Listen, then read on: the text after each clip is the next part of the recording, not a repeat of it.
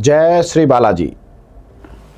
आज हम एक बेहद रोचक और जिज्ञासा से भरे विषय पर चर्चा करने जा रहे हैं। आप सभी ने होली के उत्सव के बारे में सुना होगा, पर क्या आपको पता है कि होली से पहले आने वाले 8 दिन, जिन्हें होलिका अष्टक कहा जाता है, क्यों अशुभ होते हैं?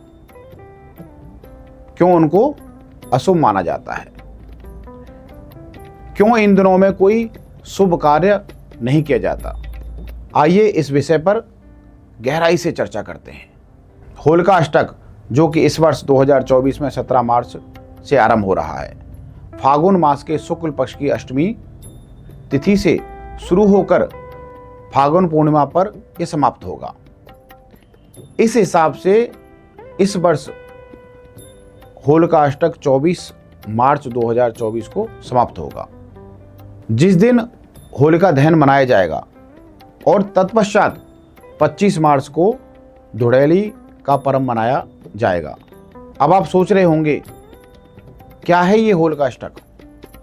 अगर हम इसे सरल शब्दों में समझने की कोशिश करें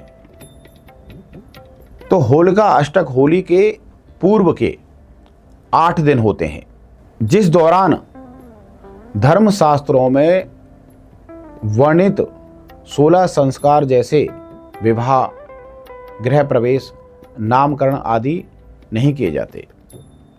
इस समय किए गए कार्यों में कष्ट की प्राप्ति होती है और रिश्तों में अस्थिरता आ सकती है। होलिका अष्टक की परंपरा के अनुसार इस दिन से गली मोहल्लों में जहां होलिका दहन मनाया जाता है, वहां गंगा जल का छिड़काव कर 2 डंडों को स्थापित किया जाता है। यह परंपरा होली के दिन तक चलती है, जहां इन डंडों को होलिका दहन के लिए जलाया जाता है। अब बात करते हैं कि क्यों ये दिन अशुभ माने जाते हैं। देखिए, ज्योतिष शास्त्र के अनुसार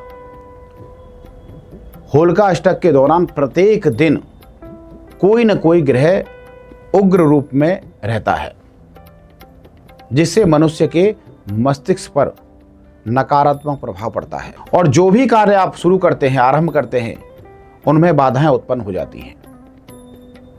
आइए जानते हैं कि होलिका अष्टक आखिर है क्या और इसके पीछे की क्या पौराणिक कथा है। देखिए, धार्मिक मान्यता के अनुसार अगर हम माने इस बात को, इस कथा की शुरुआत होती है कि जब भगवान विष्णु से वरदान प्राप्त कर राजा हिरण्यकश्यप अपने आप को सर्व शक्तिशाली और भगवान के समान मानने लगा, उसके मन में यह भ्रम था कि वह अजय है, अमर हो गया है और उसकी पूजा भगवान की तरह करनी चाहिए। इसी क्रम में राजा ने अपने पुत्र प्रहलाद, जो कि भगवान विष्णु के अनन्य भक्त थे, उनको आदेश दिया कि वो भी अपने पिता की पूजा करें, परंतु प्रहलाद ने ये सब करने से इनकार कर दिया, उनकी पूजा करने से इनकार कर दिया।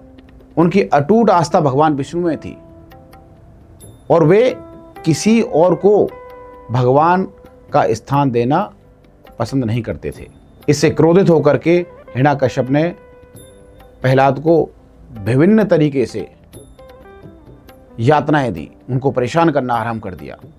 फिर भी हर बार भगवान विष्णु की कृपा से प्रहलाद हर यातना से बचे रहे।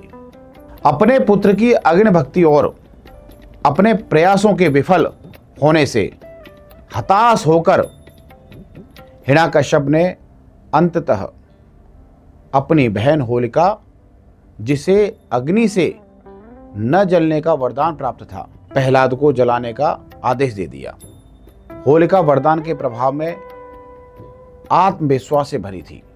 प्रहलाद को लेकर अग्नि में बैठ गई, मगर अद्भुत रूप से वह खुद जल गई और भस्म हो गई, जबकि प्रहलाद भगवान विष्णु की पूजा से सुरक्षित रहे। इस घटना को होलिका दहन के रूप में मनाया जाता है। यह माना जाता है कि होलिका दहन से पहले 8 दिन जो होते हैं, जब हिरण्याकश्यप ने प्रहलाद को विभिन्न यातनाएं दी थी, वे दिन अशुभ माने जाते हैं। इसलिए इन 8 दिनों को होलिकाष्टक कहा जाता है और इस दौरान किसी भी प्रकार के शुभ कार्यों को नहीं किया जाता। होलिकाष्टक के दिनों में नेगेटिविटी का प्रभाव इतना अधिक होता है कि यह व्यक्तियों के मानसिक और भौतिक स्तर पर प्रतिकूल प्रभाव डालता है। इसी कारण से इन दिनों को विशेष रूप से अशुभ माना जाता है। लोग इस दौरान किसी भी नए उपक्रम या शुभ कार्य को नहीं करते। अंत में मैं यही चाहूँगा कि आप सभी इस ज्ञान को अपने जीवन में उतारें और होलिकाष्टक के दौरान शुभ कार्यों से दूर रहें, ताकि आपके और आपके परिवार के जीवन में सुख शांति बनी रहे। मुझे आशा है कि आज का यह विशेष वीडियो आपको पसंद आया होगा। अगर आपको यह हमारी चर्चा उपयोगी लगी तो कृपा करके इसे लाइक करें, शेयर करें, हमारे चैनल को सब्सक्राइब करें। आज के लिए इतना ही, फिर किसी नए विषय के साथ उपस्थित रहूँगा। जय श्री राम, जय श्री बालाजी।